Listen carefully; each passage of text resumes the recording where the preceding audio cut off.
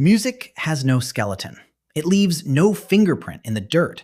You can dig for 100 years and never once pull an actual note out of the ground. Which is strange because everything about it suggests age. Older than money, older than the wheel, quite possibly older than language. So how do you investigate something that disappears the instant it's made? You stop looking for the sound. You look for the hands, the bones, and the caves that made it possible. The answer doesn't start with an instrument. It starts with a body that already had rhythm built into it, long before anyone thought to hit two rocks together on purpose. The first instrument nobody had to invent because they were born already wearing it. Hands, chest, feet on packed earth. Ethnomusicologists studying isolated cultures across every inhabited continent find some form of body percussion in nearly all of them, usually before any handheld instrument shows up in the archaeological record. No fossil can confirm which came first, voice or clapping. Sound doesn't preserve, and the evidence simply doesn't survive that well. But the pattern is consistent enough that most researchers treat rhythmic clapping as a kind of biological starting point, an internal metronome the body carries by default. Call it the first synchronizing signal, a way for a group to lock into the same beat without a word being spoken. You felt the pull yourself in a stadium when 10,000 strangers fall into the same clap without anyone counting them in. Before humans built a single instrument, they had already built rhythm out of themselves. But clapping only gets a group moving together. It doesn't explain why the first melodies existed at all. Here's where it gets stranger. Long before melody was decoration, it may have been a disguise. Ethnographers working with hunter-gatherer groups such as the San in southern Africa and the Hadza in Tanzania have documented hunters mimicking bird calls and animal distress sounds with startling precision, using them to lure prey close or to coordinate silently across long distances during a hunt. Nobody can carbon date a whistle, so the exact age of this practice is unknowable. It's inferred from living traditions, not dug out of the ground. Still, it points to something uncomfortable, an early biological decoy system, using the same vocal muscles later used for song. You still do a version of it. The exaggerated come here whistle across a parking lot, the specific ringtone you set for one person so you know who's calling before you look. The first songs may not have been meant to move an audience. They may have been meant to fool one. Then there's a discovery that turns entire caves into instruments. The researcher Yegor Reznikov spent years mapping the acoustics inside painted Ice Age caves in France, including the site at Arcy-sur-Cure, and found something researchers still debate the full meaning of. The paintings cluster overwhelmingly at the exact points where sound echoes and amplifies the loudest, not at the most visible or easiest to reach spots. That's a strange thing to find by accident. It suggests Paleolithic people were mapping a cave by ear as much as by eye, treating certain chambers as natural amplifiers, an analog sound system carved by water and time, discovered rather than built.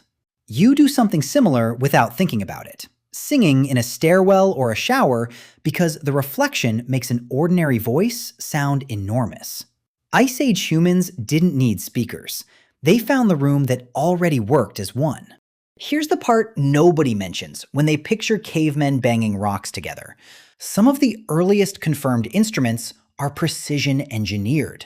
The Hohlfels flute, unearthed in Germany's Swabian Jura by archaeologist Nicholas Kennard's team, was carved from the wing bone of a griffin vulture roughly 40,000 years ago, give or take a few thousand, depending on the dating method used. It has evenly spaced finger holes, cut with a level of planning that rules out accident. This is not a lucky whistle. It's a wind instrument, tuned by trial and error the same way any instrument is tuned today. Air, length, and hole spacing doing the same physics they've always done.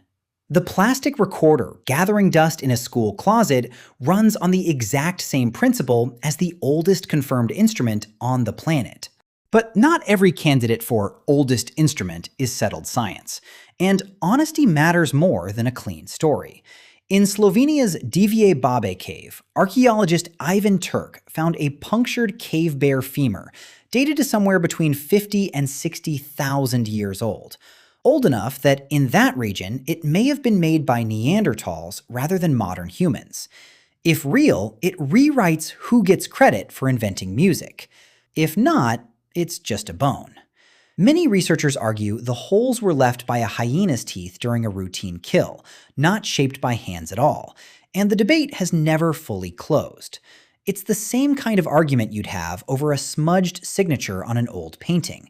Everyone examining the same object, nobody agreeing on what it proves. Nobody can prove it wasn't a song. Nobody can prove it was. Then there's an object that looks less like a single instrument and more like an entire drum kit dragged out of the Ice Age. At Mezin, in what's now Ukraine, archaeologists uncovered an Upper Paleolithic dwelling, roughly 15 to 20,000 years old, containing mammoth bones. A skull, jawbones, a pelvis, a shoulder blade, coated in red ochre, and marked with what the Soviet-era researcher Sergei Bibikov argued were impact patterns, consistent with repeated, deliberate striking. Other archaeologists push back, arguing the paint and wear could just as easily reflect ritual decoration, with no percussive use at all. Either reading is plausible, and the argument is unlikely to end soon. But picture the possibility for a second. A percussion section built from the very animal that had, within living memory of that community, been the most dangerous thing on the steppe. It's not unlike a garage band building a drum kit out of paint buckets. The mammoth that could have killed you outright became, generations later, something you could keep the beat on. Here's the thing nobody appreciates about where melody itself might come from. It may have nothing to do with hunting, ritual, or caves. The paleoanthropologist Dean Falk proposed that early hominin mothers, needing free hands to carry tools and forage, couldn't rely on infants clinging to fur the way other primate babies do. Human infants had to be set down. Falk's hypothesis, one of several competing theories rather than a settled fact, is that mothers substituted touch with rhythmic, pitched vocalizing to keep an infant calm at a distance. An early proto-lullaby. Less song than survival signal. You already know this instinct even if you've never heard the theory. It's the same reflex behind a parent humming tunelessly to a screaming baby in the back seat at 2 a.m, not because the tune matters, just the rhythm and the pitch. The first lullaby may have been invented out of necessity, by someone whose hands were simply full. And here's the part that makes humans genuinely strange among animals. Not impressive, strange. Researchers, including psychologist Anirudh Patel, have studied genuine beat synchronization, moving in time with an external rhythm, rather than just making noise, and found it's rare across the animal kingdom, showing up reliably mostly in species capable of vocal learning, famously demonstrated in a cockatoo named Snowball. Most primates, chimpanzees included, don't reliably lock on to an external beat at all, even with training. The research is still ongoing, and sample sizes remain small, but the pattern holds so far.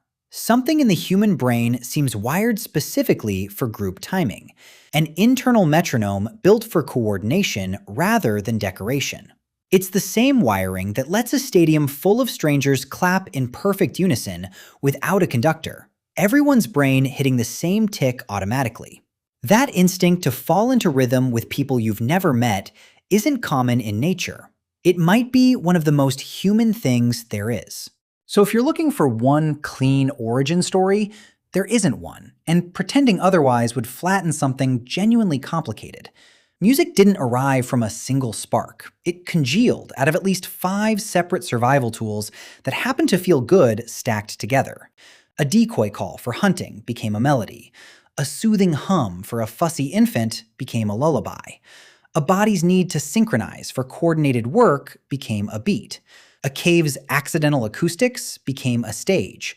And a nervous system wired for group timing became the reason any of it could spread from one person to a crowd.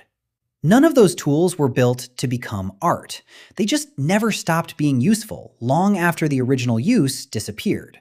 Which brings it back to the start. No skeleton, no fingerprint. Every rhythm you've ever tapped without noticing you were doing it is a kind of fossil. You just can't dig it up. You can only feel it.